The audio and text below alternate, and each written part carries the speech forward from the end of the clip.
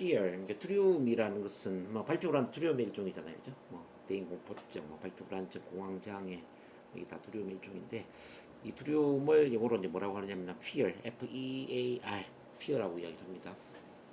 fear, false evidence appearing reality, 그러니까 사실인 것처럼 보이는 거짓된 증거물이다. 이게 무슨 말일까요? 실제 두려운 일 때문에 두려움이 생기는 게 아니라 두려운 일로 착각을 하기 때문에 두려운 일로 마음속에 내부 표현을 하기 때문에 두려움이 생긴다, 뭐 이런 뜻입니다. 그래서 이제 이 두려움이라는 것은 사실처럼 보이는 거짓된 증거물이다. 그러니까 사실이 아니라 사실로 생각한 우리의 마음 상태에서 두려움이 생긴다는 거죠. 자, 이 이야기는 뭐냐면 우리가 이제 그 마음 상태를 바꿔주면은 두려움은 없어진다는 이야기겠죠. 예를 들어서 꿈이라든지 뭐 시뮬레이션, 전자오락 이런 것들 같은 맥락으로 봐야죠. 그래서 이제 이 두려움은 어떤 신호를 보내냐면은 당신이 원하는 것에 집중하고 초점을 두라는 무의식의 경고 신호라는 거예요. Focus on what you want. 당신이 원하는 것에 집중을 해라, 뭐 이런 겁니다. 그러니까 발표 같은 경우는 발표한 내용이나 뭐 발표 주제나 발표를 통해서 이루고자 하는 어떤 발표의 목적이나 이런 것에 신경을 쓰면 어떨까요? 그럼 열정이 생기겠죠. 그렇잖아요. 근데 대부분 사람들은 어떤 생각을 하냐면 긴장하면 안 되는데, 떨리면 안 되는데, 실수하면 안 되는데, 원하지 않는 것을 쉽게 말하면 이거 있으면 안 되는데, 없애야 되는데, 이런 쪽에 집중을 한다는 거죠. 그러니까 원하지 않는 것에 집중하고 있는 거. 뭐 긴장하지 말아야 되는데 긴장에 집중하고, 떨지 말아야 되는데 떨리는 것에 집중하고, 뭐 실수하지 말아야 되는데 실수에 집중하고. 그러니까 원하지 않는 것에 집중을 하니까 두려움이 생긴다는 거예요.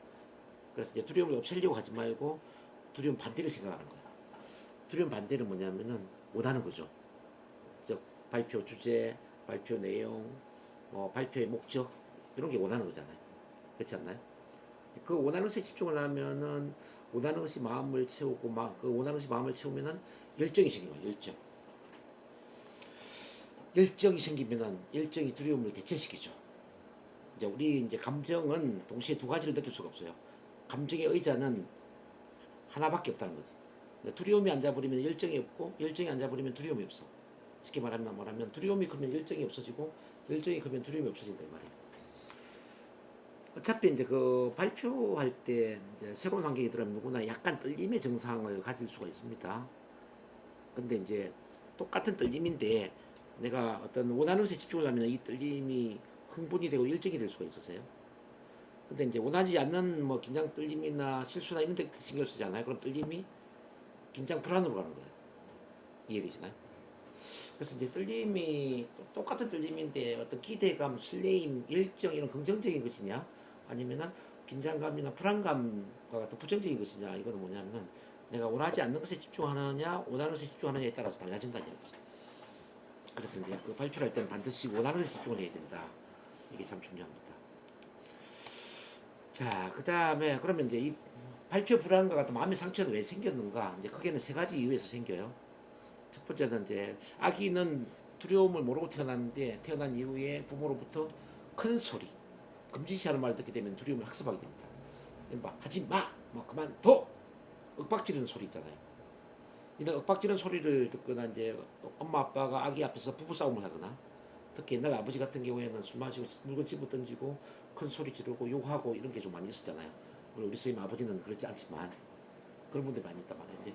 그러면 이제 그 아기는 주눅이 들죠. 이런 우리 부모 앞에서는 내가 어떤 말을 해도 안 되겠고 잘못된 행동을 하면은 내가 부질함을 들을 수 있겠구나. 어릴 때부터 이제 그런 것들이 학습이 되면서 부모 앞에서는 얌전해지고 착한 아이가 되고 자기 표현을 안 하게 되고 부모 눈치를 보게 되고 이런 쪽 이제 길들여진다는 거죠. 그래서 이제 만약에 이제 그런 부모님의 그 어떤 윽박 지르고 소리 지르고 금지시하는 말과 관련된 권위적인 그런 경험이 있다면은 그거는 또 NLP나 체면 치료를 받아야 됩니다. 혹시 기억나는 거 있으세요? 뭐 군대 외에는 없던 것 같은데. 너무 선생님 부모님은 너무 모범적인 부모라 생각이 드네요. 너무 모범적이. 어쨌든 다행이고 두 번째는 이제 충격적 실패 경험. 이거는 이제 선생님이 이야기했던 거 29살 때 교회 다닐 때 그런 이제 경험입니다.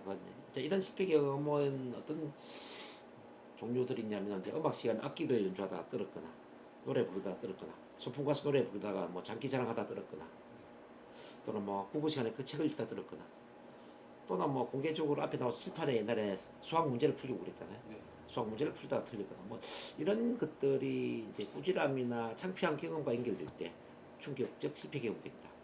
이제 이 충격적 실패 경험은 마치 LP 레코드 받아 홈이 파지는 것처럼 우리 신경 체계에 각인되게 되고 각인이라는 것은 이제 새겨지게 되고 그게 이제 파블로프의 개가 종손에 침 흘리는 것처럼 나중에 어른이 되더라도 비슷한 상황이나 비슷한 대상을 만나면 나도 모르게 긴장되고 떨리는 그런 것들이 반복이 될 수 있다는 거죠. 보는 거고. 그다음 세 번째는 조건부적인 사랑인데 뭐 선생님은 그건 아닌 것 같아요. 이제 많은 분들이 조건부적인 사랑과 관련이 되는데 이제 아기는 완전한 무조건적인 사랑을 원하잖아요. 근데 이제 부모가 너무 훈계를 하거나 지시 명령을 하거나 잔소리를 하거나 그러면 부모 눈치를 보겠죠. 대표적으로 이제 교사의 부모나 또는 이제 교회 목사님의 부모나 이런 분들은 너무 이제 교육적이고 자녀를 이제 품고 이렇게 포용을 하기보다는 가르치려고 한단 말이에요. 내 아이가 모범적인 아이가 되기를 원한단 말이에요.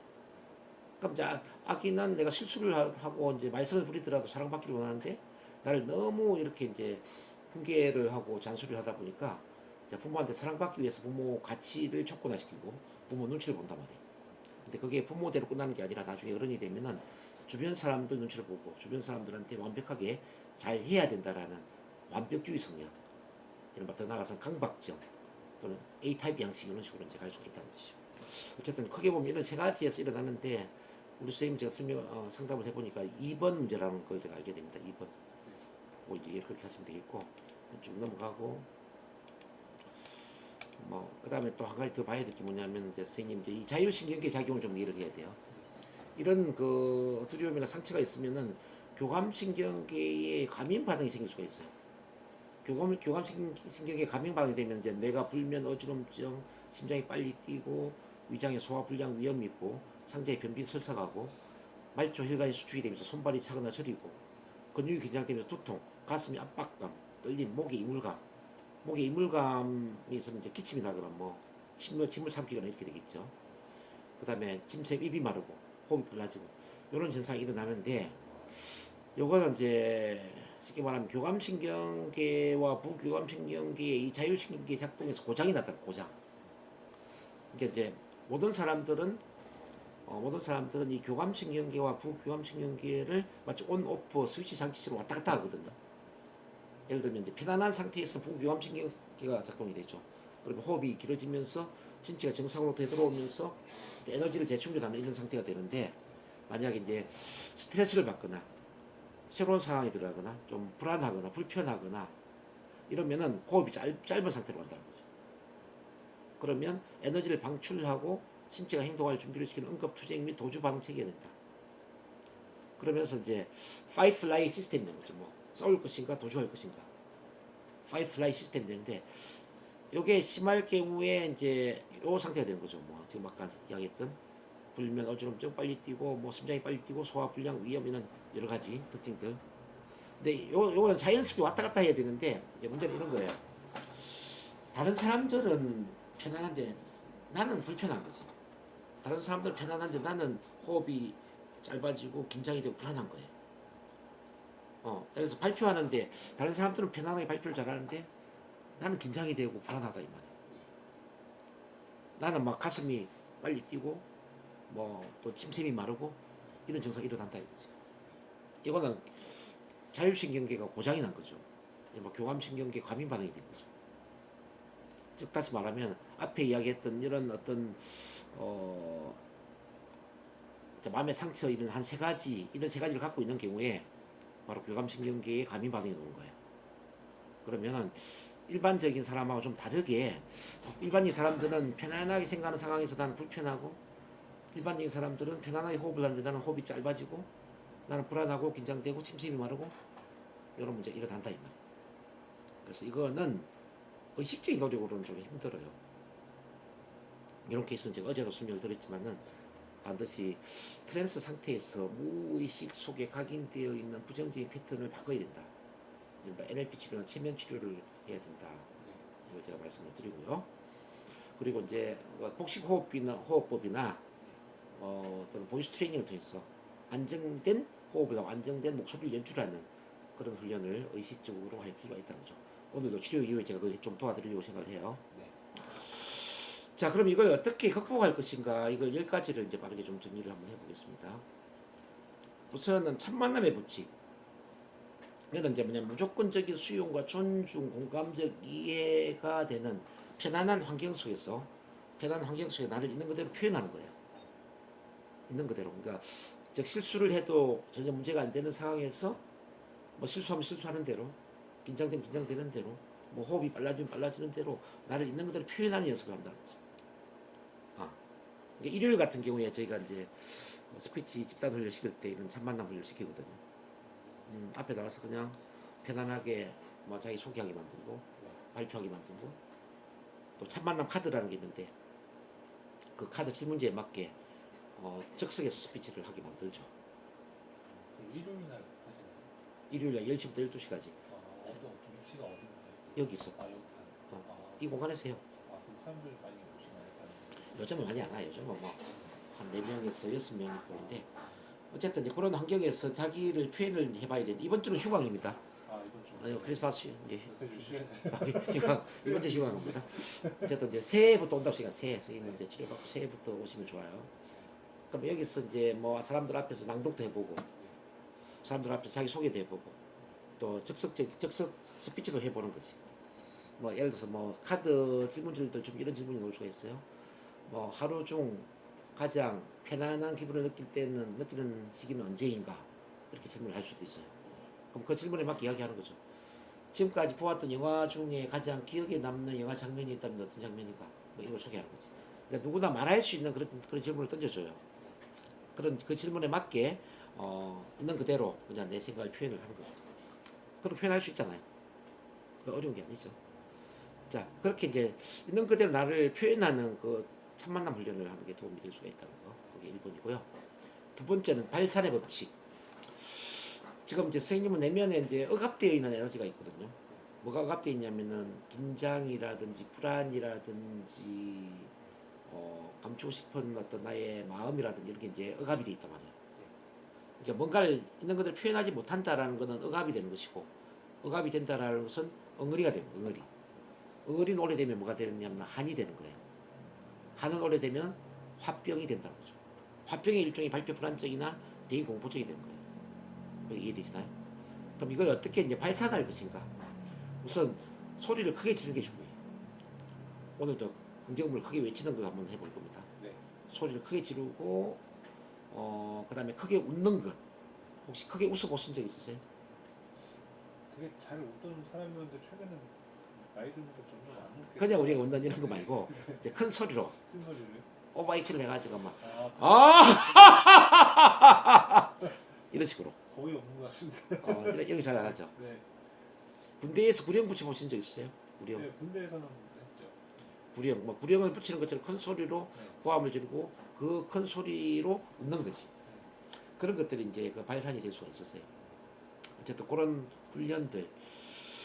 그 다음에 이제 3번의 대결과 행동의 법칙. 이제 지금부터는 이제 피하지 말고 대결을 하라는 거죠. 이 두려움이라는 것은 대결을 하면은 체계적 둔감하에 의해서 계속 줄어들게 됩니다. 이해되시나요? 네. 자, 두려움이라는 건 대결하면 줄어든다는 거예요. 근데 두려움은 피할수록 커진다는 거죠. 그러니까 대결성과 회피성인데, 대결하면은 줄어드는데 피하면은 커진다. 지금 선생님은 말하는 자리나 이런 걸 대결했어요, 회피를 했어요? 많이 회피를 했습니다. 회피를 하니까 커지는 거죠. 네. 그래서 도망가 다녔어요 그냥. 그러니까 이제 그게 문제라고.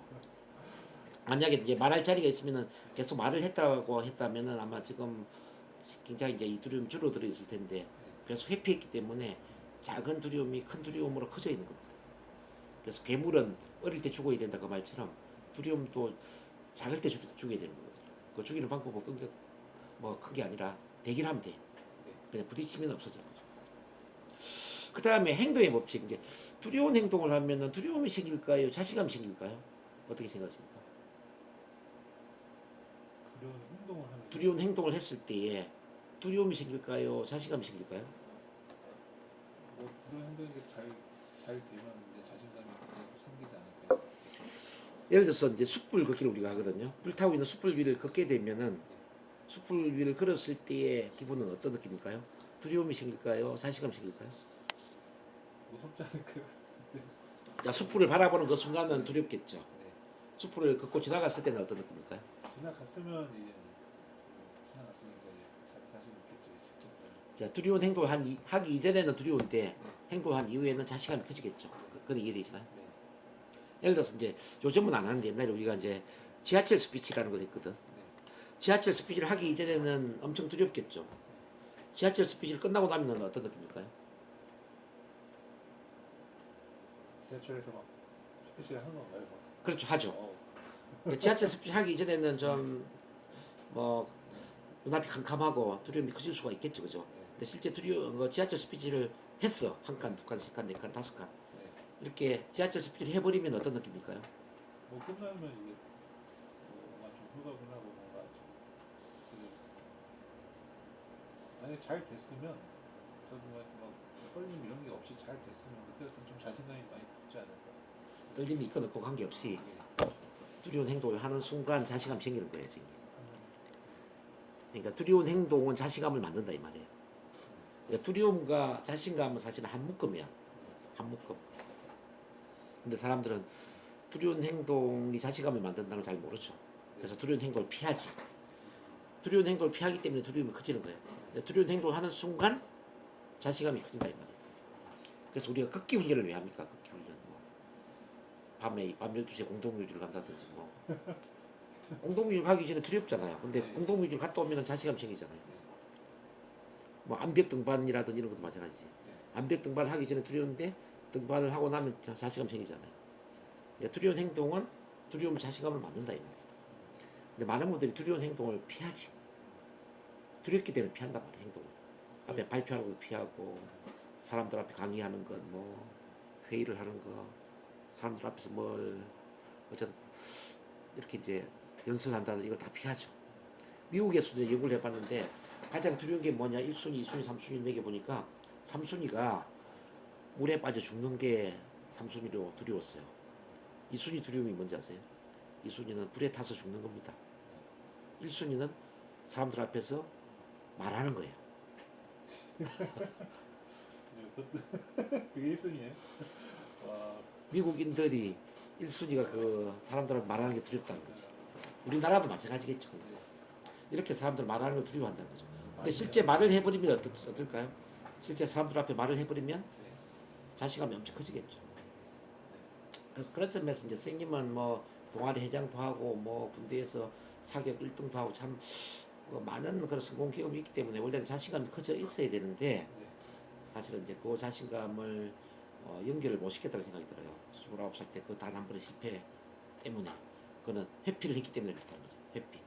그때 회피하지 말고 계속 대기를 해서 도전해서 이겨냈다면은 훨씬 더 나아지지 않았을까 그런 아쉬움이 있습니다. 뭐 지금도 늦지 않았죠. 지금부터 절대 피하지 마세요. 지금부터 이제 말하는 자리를 만들어서 말을 하시고 강사가 되시고 예를 들어서 코치가 되시고 이제 어차피 이제 말하는 직업을 뭐 그냥 갖겠다 이렇게 생각하시면 더 낫죠. 그렇게 생각하시면 더 큰 자신감이 생길 겁니다. 그 다음에 이제 4번에 노력 역행의 법칙. 노력 역행의 법칙은 어제도 제가 설명 많이 했는데 이거는 노력을 해서 되는 게 아니에요. 막 긴장하지 말아야지, 떨지 말아야지, 불안하면 안 되는데, 두려움이 없어져야 되는데, 자, 뭐 없어져야 되는데, 뭘 극복해야 돼 이렇게 생각하잖아요. 그러면 신경이 더 쓰인다 이 말이에요. 지금까지 계속 그 생각을 했는데 나갈 때마다 앞에 나갈 때마다 예. 계속 이제 신경이 쓰이기 때문에 신경적으로 가기 때문에 그런 잘 할 수가 없어요. 그래서 이제 이 노력을 하면 안 된다 이 말이에요. 자, 그러면 긴장하지 말아야지가 아니라 긴장해도 괜찮아 라는 쪽으로 생각이 바뀌어야 돼. 긴장해도 괜찮아, 실수해도 괜찮아, 좀 떨어도 괜찮아, 뭐 좀 불안감을 느껴도 괜찮아, 이런 쪽으로 생각이 바뀌어야 된다고. 그 생각이 바뀌기 위해서는 어제도 제가 이야기를 많이 했지만 그 긴장, 떨림이나 불안이나 실수를 긍정적으로 받아들여야 된다는 거죠. 자, 긴장, 떨림은 좋은 점도 있다라는 걸 생각해야 돼요. 긴장, 떨림은 더 많은 준비를 하게 만들고 더 많은 대비를 하게 만들고 더 많은 연습이나 훈련을 하게 만들고 궁극적으로는 나중에 그 분야에서 더 큰 전문성, 탁월성을 키워주는 게 바로 긴장 떨림이라는 거죠. 실제적으로 이제 스피치 학원 원장이나 스피치 강사를 하는 분 중에 과거에 발표 불안증이나 스피치 공포를 갖고 있었던 분들이 굉장히 많이 있습니다. 강사 중에서도요? 예, 아 진짜요? 와. 그런 사람들이 많습니다. 저 같은 경우에도 이제 그 국민학교 6학년 때 이제 주번이었는데 네. 주번은 뭐 하냐면 전교생 앞에 올라가가지고 그 주에 주훈을 발표하는 거예요. 주훈. 두 번이 했어요 그걸? 이번 주는 청소를 잘해야 됩니다. 뭐 이번 주는 뭐 줄을 지어서 질서 정연하게 학교를 뭐 등교해야 됩니다. 이런 거 있잖아요. 네. 이런 거 6가지를 제가 주문을 이제 전달해야 되는데 그 한 300명 앞에 올라가서 이제 주문을 전달하려고 하니까 3번까지는 생각이 나는데 4번부터 생각이 안 나는 거예요. 네. 그래서 멍하게 한 10초, 20초를 서 있었어요. 그러니까 우리 담임 선생님이 답답했는지 엄마 내려와! 병신 같은 그것도 못해가지고 이렇게 뭐라고 한 거예요. 그러니까 엄청 내가 이제 그 상처를 받았죠. 그때부터 이제 앞에 나와서 말하는 게 힘들고 불안했죠. 그래서 이제 사실 고등학교 2학년 때까지 이제 너무 심했는데 우리 고등학교 2학년 때 담임 선생님이 저를 그 누구도 하지 않으려고 하는 인문계 고등학교 학급 반장을 시키면서 학급 반장을 한 1년 이상 하다 보니까 그런 증상이 이제 자연 해결이 됐죠. 저도 그런 게 있었죠. 그러니까 이제 고등학교 다닐 때 항상 말을 잘하는 게 저의 꿈이었죠. 그래서 대학 들어갈 때도 말을 잘하기 위해서는 어떤 대학을 들어가야 되지? 그러다 보니까 이제 중앙대학교 신문방송학과를 들어간 거예요. 어쨌든 그 길을 통해서 지금 이제 스피치 교육도 제가 하고 심리 상담사도 되고 동기부여 강사가 되는 그런 과정이 되는데 저도 그런 상처가 없었다면 이런 데 관심을 안 가졌겠죠. 그래서 이제 발표 불안증이나 대인 공포증이나 이런 분들을 상담하다 보면은 어린 시절에 저를 생각하게 되죠. 나도 발표 못했는데 나도 긴장되고 떨렸는데 이런 걸 이제 생각하면은 공감이 많이 되죠. 경험이 있으시네요. 근데 저만 그런 게 아니라 그런 분들이 참 많아요. 아, 어쨌든 이제 그런 걸 극복하는 과정에서 그런 분야에 탁월한 전문가가 되는 분들은 굉장히 많이 있다는 겁니다. 예. 단점을 극복하는 과정에서 그 분야의 전문성을 키우는 거죠. 우리 선생님도 이제 그럴 수가 있어요. 그래서 지금 컴퓨터 프로그래머로 일을 하고 있지만 어느 시점에 어쩌면 또 뭐 컴퓨터 관련 강의를 한다든지 뭐 그게 아니면 지금 발표 불안증과 같은 뭐 심리 치료사가 되거나 또 심리 힐링 동기부여 강사가 되거나 그것도 알 수가 없죠. 아직 젊으니까. 아마 선생님도 뭐 제가 볼 때는 스피치 강의에 대한 열정이 분명히 잠들어 있을 거라고 생각합니다. 좋죠. 잘할 수 있으면. 잘할 수 있죠. 그래서 이제 이렇게 생각해봐요. 긴장 떨림이 나쁜 게 아니라는 거. 긴장 떨림이 어떤 점에 좋을 수가 있다. 이 긴장 떨림 덕분에 오히려 더 많은 노력을 하게 되고 그 분야에 전문가가 될 수도 있다는 거. 뭐 작게는 나와 같은 비슷한 긴장 떨림이나 불안의 문제를 갖고 있는 사람들을 더 많이 이해하고 더 많이 공감하는 그런 계기가 될 수 있다는 거죠. 그런 때가 왔으면 좋겠네요. 제가 공감해주고. 저는 빨리 탈출해서. 정말 그런 분 많아요. 지금 네. 제가 어제도 이야기 드렸지만 10명 중 7명은 사실은 말을 하는 것에 부담을 갖고 있으세요. 어떤 모임에 가보면은 나서서 말을 하겠다는 사람은 거의 없어요. 거의 주춤주춤하지. 많이들 그러시는 거죠, 사실. 그럼 억지로 말을 하지. 뭐 나서서 그렇게 이야기를 하고자 하는 사람들은 열에 한 두세 명밖에 안 되죠. 마지못해서 말을 하는 거지. 그 말에 대한 부담이 다 있는 겁니다. 그래서 이제 내가 이제 그런 상처가 있다는 이야기는 그런 분들을 더 잘 도와줄 수 있는 발표 불안 또는 스피치 관련 전문가가 될 수 있다는 그런 장점이 있고요. 또 그런 것들 더 많이 공감 이해할 수 있는 좋은 장점이 있죠.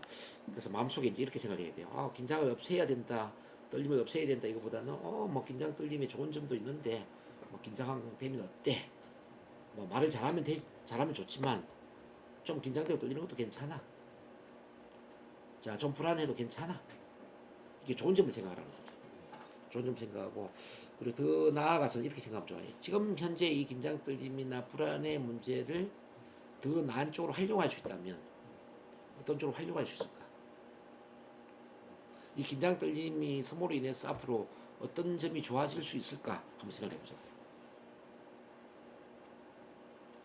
좋아질 수 있는 게 분명히 있거든요. 긴장 떨림이 있으므로 어떤 점이 좋아질 수 있을까? 내 삶의 어떤 부분이 좋아질 수 있을까? 뭐가 있을까요? 그 뭐 긴장 떨림이 있음으로 해서 오늘도 저한테 왔지만 이렇게 해서 이제 저랑 상담하고 또 치료도 받고 네. 뭐 보이스 트레이닝이나 스피치 훈련도 또 하겠죠. 네. 그럼 선생님은 이런 이제 언어 또 심리 상담 뭐 또는 뭐 자기 자신에 대한 이해 뭐 이런 것들이 좀 커지지 않겠습니까? 그러지 않겠어요? 네. 자기 자신을 더 많이 이해하고 더 많이 사랑하는 계기가 될 수도 있을 것이고 자기 통찰을 할 수 있는 계기가 될 수도 있을 것 같고 그런 점에서 나 자신을 더 잘 이해하고 더 많이 사랑하고 자, 나 자신의 자아를 더 실현할 수 있는 나다운 삶을 살 수 있는 계기가 될 수 있을 거다 이 말이에요. 그렇지 않아요? 그렇네요. 어제도 옛날 생각하면서 집에 가서 생각하는데 뭐 많이 막 옛날 생각나면서 뭔가 이렇게 잊고 살았던 것들 많이 생각하게 되더라고요. 이렇게. 예, 그러니까 결국 문제가 있음으로 인해서 나는 더 나은 쪽으로 성장을 했다라는 걸 알 수 있거든요. 네. 더 나은 인간으로 성장했다라는 걸 알 수 있단 말이에요. 그러니까 이제 인간은 이렇게 이걸 생각해야 돼요. 부정을 통해서 긍정을 알게 되고 반대를 통해서 그 반대를 알 수 있다는 거죠. 어떤 생각할 때 하늘에 별이 빛나면 별이 빛나는 것만 좋아하는데 별이 빛나기 위해서는 어두운 하늘이 필요하단 말이에요. 그러면 빛나는 별도 좋지만 어두운 하늘도 사실은 좋은 거거든요. 그렇지 않나요? 네. 사람들 어두운 하늘을 생각을 안 하지. 근데 그 배경이 되는 것도 중요하단 말이에요. 부정적인 게 있기 때문에 긍정적인 게 빛이 난다 이 말이에요. 빛이. 선생님도 지금 이제 긴장 떨림이나 불안이라는 그런 컴플렉스 그런 단점을 갖고 있기 때문에 선생님의 장점이 빛이 나는 거죠. 그런 거죠. 뭐그 반대가 없으면 그 반대를 어떻게 알 수가 있냐고. 우리는 상대적인 세상에 살고 있는데 절대적인 세상에 살고 있는 게 절대 아니거든. 뭐 사랑만 있다든지 기쁨만 있다든지 뭐 좋은 것만 있는 이 세상에 사는 게 아니에요. 이제 부정과 긍정이 같이 공존하는 그 세상에 살고 있다는 거죠. 나 또한 그래서 부정적인 면과 긍정적인 면을 다 가지고 있어야 돼요. 인간은 절대 완벽할 수가 없어요. 인간 죽을 때까지 완벽할 수가 없어요. 자, 인간뿐만 아니라 모든 뭐 이 세상에 모든 세상 만물이 다 똑같아요. 우리 삶도 좋은 일만 일어나지 않잖아요. 자, 좋은 일도 있지만 안 좋은 일도 있잖아요. 그죠? 우리 날씨도 보면은 뭐 맑은 날씨도 있지만은 뭐 흐린 날씨도 있고 비가 오는 날씨도 있고 따뜻한 날씨가 있으면 추운 날씨도 있고 그러지 않나요? 그렇죠. 이 다양성을 인정을 해야 된다. 그러니까 선생님 자신의 모습 중에서도 내가 지금 컴퓨터 관련해서 아주 특별한 능력을 갖고 있어. 또 군대에서 내가 사격을 잘했어. 또 고등학교 다닐 때는 내가 깽가를 치면서 동아리 활동을 잘했어. 이런 좋은 점들이 많이 있단 말이에요. 그 좋은 점들이 있으면 그 반대로 또 부족한 것도 있어야 되는 게 당연한 게 아니냐 이 말이죠. 근데 그 부족함을 내가 살아갈 수 없다면 부족함을 계속 거부하고 외면한다면 그건 잘못된 거죠. 한번 잘 생각해봐요. 저기 계속 맑은 날씨만 있었으면 좋겠다. 맑은 날씨 외에 나머지 날씨는 없었으면 좋겠다. 그러면 이 세상이 어떻게 되겠어요? 사막이 되겠죠. 사막이. 사막이 되잖아요. 그러니까 선생님 모습 중에서 나는 좋은 점만 있었으면 좋겠어. 그러면 선생님은 인간미가 없어지죠. 성장할 수가 없죠. 선생님은 어쩌면 자만심에 빠지거나 자 어떤 한 모습으로 정체가 될 거예요. 근데 이제 그 반대의 모습을 갖고 있기 때문에 선생님은 그 반대적인 사람으로 노력을 하거든. 보세요. 어제도 인정했지만은 29살 때 그 실수, 그 실패 경험을 가졌기 때문에 그 덕분에 선생님은 좀 겸손한 사람으로 바뀌었다 이 말이에요. 겸손한 사람으로. 그 경험이 없었다면 그 이전에 너무 잘났잖아 선생님. 좋은 뭐 남들보다 특별한 어떤 그런 재능, 뛰어난 영향을 갖고 있었기 때문에 어쩌면 선생님은 나보다 잘난 사람은 아무도 없어라는 그런 만족감, 자만심으로 인생을 살았을지도 모르죠. 그건 굉장히 위험한 거죠. 근데 그 위험한 자만심이나 만족감을 물려준 게 뭐냐?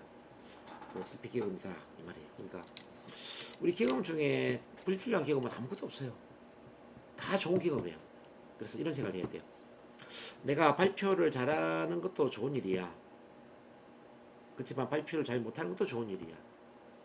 발표를 잘하게 되면 잘하는 만큼 내가 또 그에 걸맞는 성장을 하게 될 것이고 발표를 잘 못하면은 잘 못하는 만큼 거기에 걸맞는 또 변화와 성장을 하게 될 것이다. 이 이야기거든요. 이해되시나요? 그래서 내 삶에 일어나는 어떤 것도 거부를 하면 안 돼요. 저항을 하면 안 된다는 거죠. 이제 받아들여야 돼요. 그래서 항상 마음속에 내가 편안하게 발표를 잘하는 것도 좋은 일이야. 그렇지만 혹시 긴장이 되거나 떨리거나 실수를 하더라도 그것 또한 좋은 일이야. 나는 둘 다를 받아들여. 이 생각을 해야 돼요. 그래서 나를 아무 조건 없이 있는 그대로 받아들이고 사랑해야 된다 이 말이에요. 온전히. 좋은 것은 좋은 대로 받아들이고 사랑하고, 부족한 것은 부족한 대로 받아들이고 사랑하고, 장점은 장점대로 사랑하고, 단점은 단점대로 사랑하고. 스피치 같은 경우도 말을 잘하면 잘하는 모습을 사랑하고, 긴장되고 떨리면 긴장되고 떨리는 모습도 사랑하는 거예요. 이게 이해되시나요? 이걸 받아들이는 순간 사실은 문제는 거의 해결돼 버려요. 사람들이 이걸 받아들이는데 시간이 많이 걸려요. 왜 사랑해야 되죠? 이렇게 묻는 사람도 있어.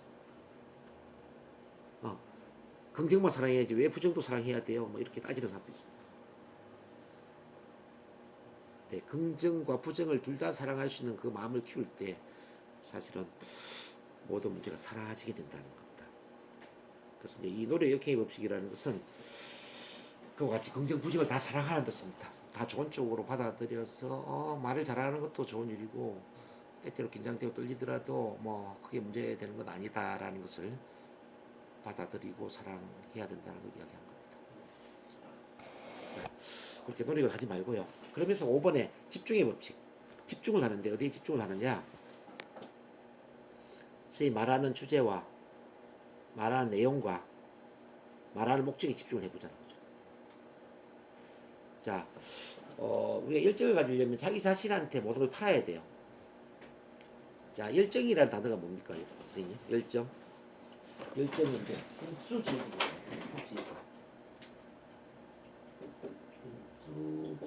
정. 이게 열정이잖아. 맞아요? 수지의 정. 이 애는 뭐냐면 뭐뭐 안에라는 뜻이에요. 뭐뭐 안에. THUS는 신이라는 뜻, 신. 갓.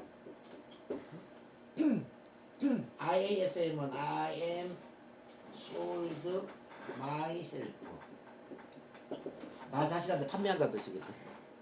이거 불의를 하면 이게 열정이에요. 나 자신한테 판매를 해서 내가 심취하고 감동하고 내가 몰입을 하잖아요. 그럼 내 안에는 신들린 상태가 된다는 거예요. 그러니까 내가 말하고자 하는 내용 있잖아요. 말하고자 하는 내용을 내한테 팔아가지고 내가 그 내용에 심취하고 몰입하고 감동을 하는 거예요. 이 내용은 정말 멋진 내용이야. 이건 내 혼자 갖고 있기에는 너무 아까워. 이건 사람들한테 알려가지고 다른 사람들이 알도록 해야 돼. 다른 사람들이 도움을 받아야 돼. 이와 같이 그 말하는 내용에 심취를 해버리는 거야. 그러면은 내 안에 신들린 상태가 되는 거지. 신이 들어온다 이 말이야. 신들린 상태 되면 바로 열정이 생기는 겁니다. 그러면은 이제 열정이 생긴 사람들은 있잖아요. 특징이 이런 특징이 있어. 1번 쪽팔리는 걸 모른다. 열정 있는 사람. 2번 두려움을 모른다는 거야. 자, 이 신들린 사람들이 이 세상에 좀 있거든. 어떤 사람들이냐면은 교회에 그 전도사들, 전도하는 사람들, 뭐 예수님 믿으세요, 뭐 길거리에서 전단지 주면서 막 우리 교회에 오세요 하는 사람 있잖아요. 이분들 중에 혹시 창피하게 생각하는 사람 봤습니까? 거의 좀 뻔뻔하지 않아요? 그렇죠. 얼굴이 뻔뻔하면서 그냥 막 그 예수님 믿으러 얘기하잖아요. 교회 다니는 분들 중에도 그런 걸 못하는 사람들이 많아요. 특별하신 분들이죠. 이렇게 나가서 어쨌든 이제 그 사람의 특징도 신들려 있다 이 말이에요. 그 다음에 이제 작두 위에 올라서서 춤추는 무당. 무당은 어떻습니까? 무당도 이제 거기에 심취해서 신들려 있는 거지. 뭐 어떤 영업 잘하는 분들 보면은 뭐 어떤 화장품을 팔거나 뭐 건강식품을 팔거나 그러면 그 제품에 심취해가지고 입에 침튀겨서 막 이야기하는 사람이 있어. 이 사람들도 신들린 사람들이죠. 그런 것처럼 이제 선생님이 이제 발표를 하거나 강의를 하거나 프레젠테이션을 할 때 그 내용에 심취해 버리잖아요. 내용에 심취해서 감동하고 몰입을 해버리면 신들린 상태, 즉 열정이 생긴다는 거죠. 그 열정이 생기면은 쪽팔림을 모르고 창피함을 모르고 두려움을 모른다. 남 눈치를 안 본다는 거죠. 자, 그 열정이 이른바 두려움을 대체시킨다 이 말이에요. 대체. 그래서 6번에 보면 대체의 법칙 있죠. 대체의 법칙은 어떤 거냐면은 큰 감정이 작은 감정을 대체시킨다는 뜻이거든요. 큰 감정이 작은 감정을 대체시킨다. 큰 감정이 두려움이냐, 큰 감정이 뭐 열정이냐 이제 이런 차이를 봐야 됩니다. 열정이 크면 두려움이 없고 두려움이 크면 열정이 없다. 이해되시나요? 그러면 뭘 만들어야 될까? 뭘 크게 만들어야 될까요? 두려움을 크게 만들어야 될까? 아니면 열정을 크게 만들어야 될까? 그렇죠. 열정을 크게 만들어야지. 열정이 커지면은 두려움은 그냥 없어지게 되는 거죠. 그래서 열정을 키우기 위해서는 말하는 내용에 집중하란 말이에요. 심취하라는 거죠. 말하는 내용을 나한테 팔아라는 거죠. 신들린 상태가 되라는 거죠. 그러기 위해서는 어떻게 해야 될까요? 10배를 준비해야 된다는 겁니다. 10배. 자, 말하고자 하는 내용을 10배를 준비해서 내가 10분을 말하려면은 100분 분량을 준비를 해야 되고요. 1시간을 말을 하려면 10시간 분량을 준비를 해야 된다는 거죠. 그 말한 내용이 내 세포 하나하나에 쩔어 있을 수 있게끔 그 말한 내용에 빠져 있어야 된다는 거죠. 그러면 말을 그냥 잘하는 겁니다. 자, 그 다음에 이제 이완의 법칙. 이완이라는 것은 편안해지면 두려움은 없어진다는 이야기거든요. 그럼 어떨 때 편안하죠, 선생님? 어떻게 하면 편안해질 수 있을까요? 편안함을 만드는 게 뭐죠? 바로 그게 호흡이란 겁니다. 호흡이 길어지면 편안해지고 호흡이 짧아지면 불안해진다 이야기지. 그러니까 이제 긴장 떨리면 호흡이 짧은 상태거든요. 그때 숨을 쭉 들이마시고 천천히 숨을 내쉬는 동작을 한두 번만 해버려요. 그러면 편안해지는 거예요. 그건 가장 빠르게 내 몸과 마음을 편안하게 만드는 겁니다. 그렇게 할 수 있겠죠. 그다음 분리와 연합의 법칙. 이제 분리는 어제 제가 치료를 해드렸어요. 이제 고 29살 때 그 일 있잖아요. 그걸 천장 높이, 빙의 높이, 우주로 가게 만들고 우주로 간다는 이야기는 분리가 된다는 이야기잖아요. 우주에서 좋은 것을 연합하게 만들었죠. 좋아하는 꽃을 피우고 좋아하는 노래를 듣고 또 사랑하는 엄마를 만나고 어머니를 만나고 또 앵커링 제시켜드렸죠. 앵커링이 연합이거든요. 좋은 것을 몰입하게 만들면 연합이 되는 거예요. 그리고 또 우주에서 영화를 한번 봤단 말입니다. 영화를 만들어서 영사실 기사의 입장에서 그 29살 때 일을 흑백 영화를 보게 만들고 영화 속에 들어가서 칼날로 대감기를 하게 만들고 뭘 한 5번을 반복했단 말이에요. 그리고 나서 다시 지구로 돌아와 보니까 어땠습니까? 편안했죠. 편안했을 거예요. 이게 이제 분리라는 거예요. 분리. 아무리 힘든 일도 우주에서 내려다보면 힘들지 않아요. 아무리 힘든 일도 영사실 기사의 자리에서 영화를 보여주듯이 보여주고 대감기를 한 5번만 시켜버리면 힘든 게 아니다 이 말이에요. 그래서 이제 그런 구조로 이제 NLP 체면 치료를 하는 게 참 중요하다고 말씀드리고요. 그리고 이제 나 사랑의 법칙. 나를 사랑할수록 두려움은 줄어듭니다. 근데 이제 선생님 자존감이 높은 분이기 때문에 이거는 그냥 이미 준비되어 있는 상태라고 저는 보여지거든요. 9번은 신경 쓰지 않아도 되고요. 이미 자신을 사랑하니까. 근데 이제 조금 더 덧붙인다면 코가 떨리는 것을 남들이 어떻게 생각할까 당황스러웠다. 어제 그 이야기를 했단 말이에요.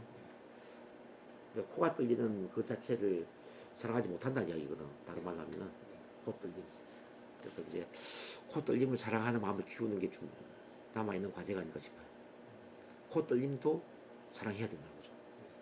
그러니까 나는 아는 사람들 앞에 긴장이 되거나 불안할 때 코가 떨리는 증상이 있지만 그렇지만 나는 나 자신을 있는 그대로 받아들이고 온전히 사랑합니다. 이 마음을 키워야 돼요. 나는 때때로, 그것도 뭐 자주 그런 게 아니라 때때로 사람들 앞에 말할 때 코가 떨리는 그런 경향이 몇 번 있었지만 그렇지만 나는 나를 있는 그대로 받아들이고 온전히 사랑합니다. 이제 코 떨림 자체도 받아들이고 사랑한다는 얘기죠. 지금 코 떨림 어떤 생각이 들어요? 코 떨림 생각하니까 느낌이. 네, 코 떨림에 대해서 어떤 느낌이세요? 코가 떨린다면 어떨까요 지금 앞으로? 사실 제가 코를 떨림을 집에서 연습을 해봤어요. 어떤 상황에서 떨리는가에 대해서 좀 연구를 하려고 아무리 노력을 해도 저 혼자서는 코를 못 떨거든요. 혼자 코가 안 떨려요. 네, 그 상황이 돼야지만 떨리는데. 만약에 코가 떨리면 어떤 기분일 것 같아요? 지금 코가 떨리면 그래서 이게 코가 떨릴 때 가리거든요, 손을 이렇게. 예. 지금은 계속 이렇게 옛날 습관처럼 가리고 그냥 또 똑같이 이렇게 할 것 같다는 생각이 좀 들긴 하는데 네. 뭔가 좀 성공하는 사례가 좀 계속 누적이 되다 보면 이게 나아지지 않을까 하는 기대를 가지고 있습니다. 이제 성공을 하기 이전에 선생님 코 떨림을 받아들여야 된다는 거죠. 코가 떨리는 게 싫어서 나는 가려야 돼가 아니라 코가 떨리더라도 나는 가리지 않고 그걸 사람들이 안다 하더라도 그 사실을 나는 받아들이고 사랑한다 이 마음이 만들어져야 된다고요, 선생님. 거부를 하면 안 된다고. 그러니까 선생님의 모든 것을 있는 것을 받아들이고 사랑하는 마음을 키우는 게 중요하다는 거지. 지금 일정한 부분을 지금 거부하고 있거든요. 거부.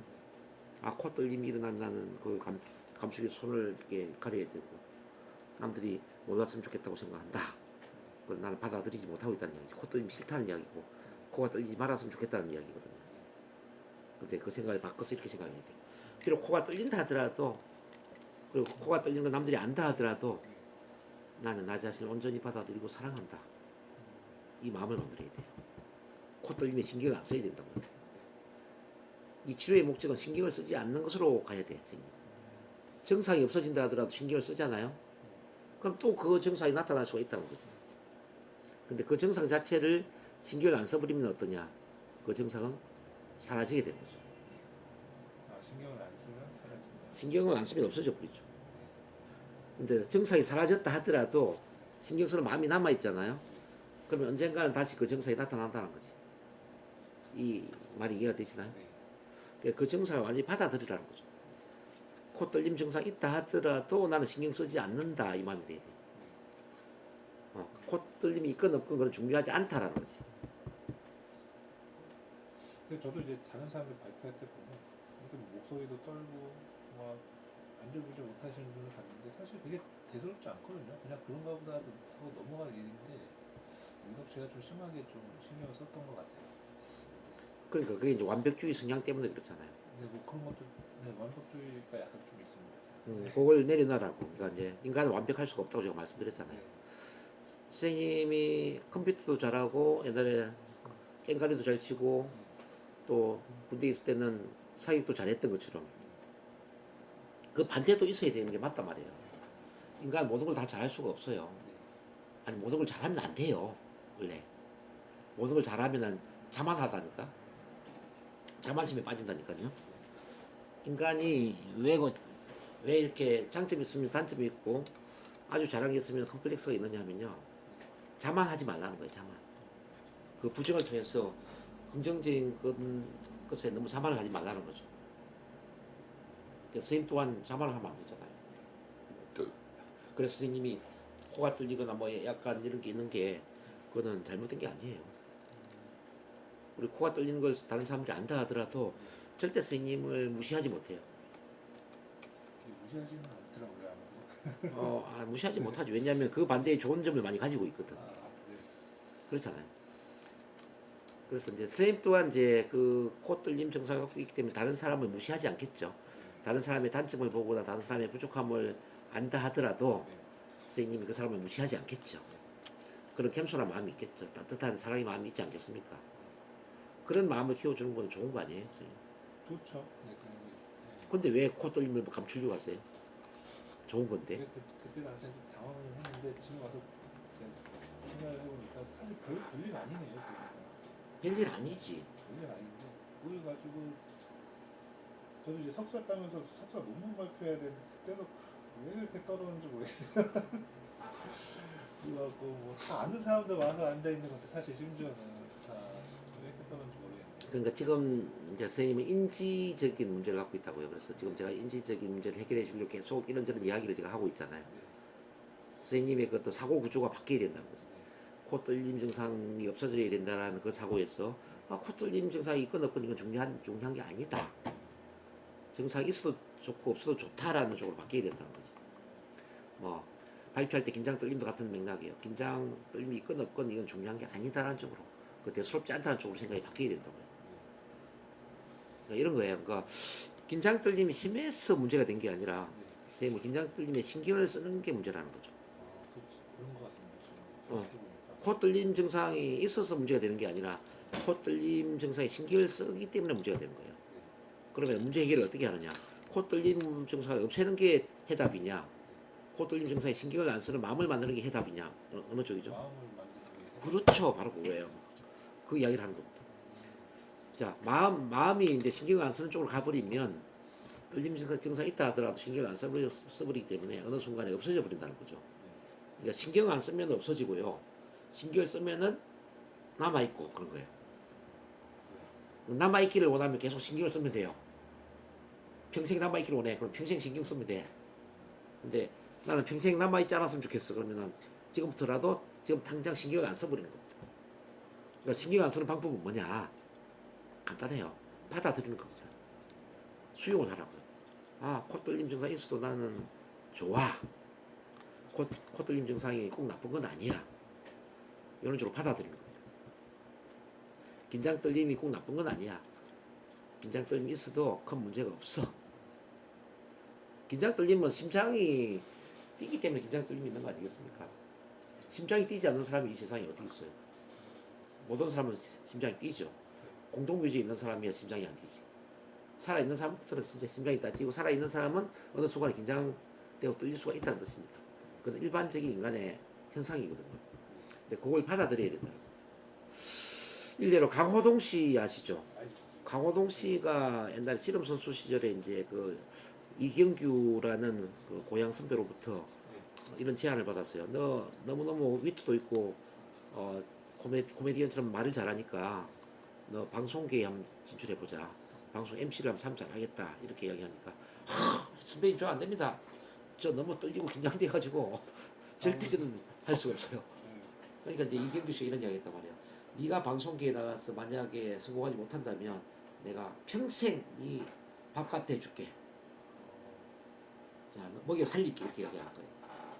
어쨌든 그래가지고 이제 강호동 씨가 방송계에 진출했는데 본인이 긴장되고 떨리니까 이걸 어떻게 이제 극복을 했냐면은 오히려 이제 크게 웃고 몸짓을 크게 하고 오버액션을 크게 하면서 긴장 떨림을 오히려 역이용을 해서 자기만의 트레이드 마크를 만들었다는 얘기죠. 일부러 크게 호탕하게 웃고 막 몸을 크게 움직이고 그렇게 함으로써 이제 긴장 떨림이 오히려 큰 열정적인 강호동의 이미지를 만들었죠. 자, 강호동 씨가 그 긴장 떨림을 없애려고 했었으면은 그런 성공적인 MC가 되지 못했겠죠. 근데 긴장 떨림을 오히려 받아들였단 말입니다. 긴장 떨림인데 그럼 이 긴장 떨림을 어떤 쪽으로 활용하면 더 좋아질 수 있을까? 그러니까 강호동만의 열정적인 MC의 어떤 그 자원. 우리 선생님도 마찬가지예요. 자, 그렇기 때문에 이제 일단은 그 코 떨림조차도 사랑해라. 지금 뭐 100% 아니어도 괜찮아요. 어쨌든 그런 쪽으로 가야 됩니다. 그리고 이제 프로그래밍의 법칙, 모든 기술의 어머니는 반복이거든요. 자, 선생님 오늘 들었던 이야기를 내일도 듣고 다음 모레도 듣고 계속 들어야 됩니다. 코 떨림을 사랑해야 된다 이 말을 수십 번 반복해서 들어야 된다고요. 제가 체면 암시할 때도 또 그걸 지켜 들을 거예요. 나는 비록 사람들 앞에 좀 긴장되고 불안하면 코가 떨리는 증상이 있지만 나는 그 자체를 있는 그대로 받아들이고 사랑합니다. 뭐 이런 암시를 제가 줄 거예요. 네. 이런 걸 수십 번, 수백 번 계속 입으로 되뇌이고 머릿속에 또 되뇌이고 또 이렇게 생각하면서 받아들여야 된다는 거죠. 반복 세뇌를 시켜야 돼. 세뇌. 두뇌가 세뇌가 돼야 돼요. 그래서 모든 기술의 원인은 반복이다. 반복하다 보면은 프로그래밍이 되는 겁니다. 프로그래밍. 이렇게 해서 이제 어쨌든 발표랑 극복 전략까지 쭉 제가 설명을 좀 해드렸습니다.